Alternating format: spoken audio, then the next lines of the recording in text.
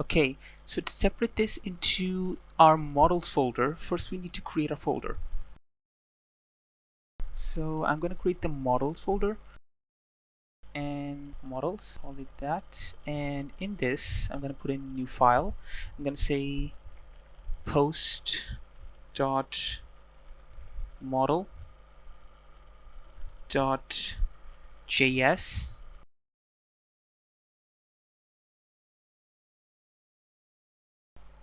and in our post I added all of this here, right? So what we're gonna do here is I'm just gonna cut this out and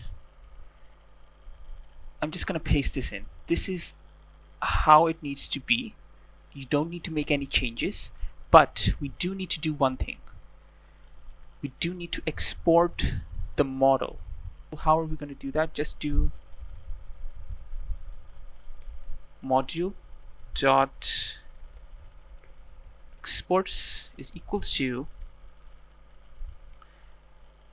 and since we only have one post model, right, so we're just going to copy and paste that in here. First we need to add our model. Okay, and I'm just going to do this so that we can just add it here, and now it's linked to the model file. Okay, and now I'm going to save both of these. Just going to check if this is going to work or not. It's working. Okay, so let's add something into our database now.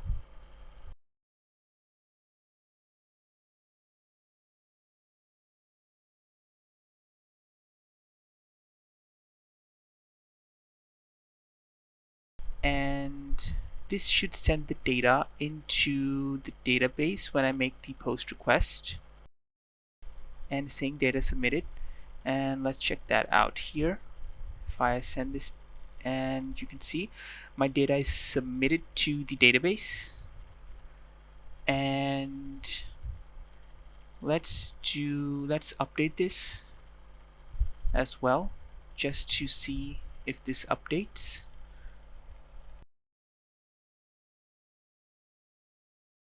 Dev post, I'm gonna call it that, and I'm gonna get the ID for this to update this one. I'm gonna do ID and put in the ID, and now I'm gonna submit this. It says the data has been updated, so this should turn to my new dev post, and it's saying my new dev post. Okay, so we are able to add and get and update the data. So our controllers, our routes, everything is working fine. I hope you like this tutorial. Like and subscribe, and I'll see you in the next one. Bye.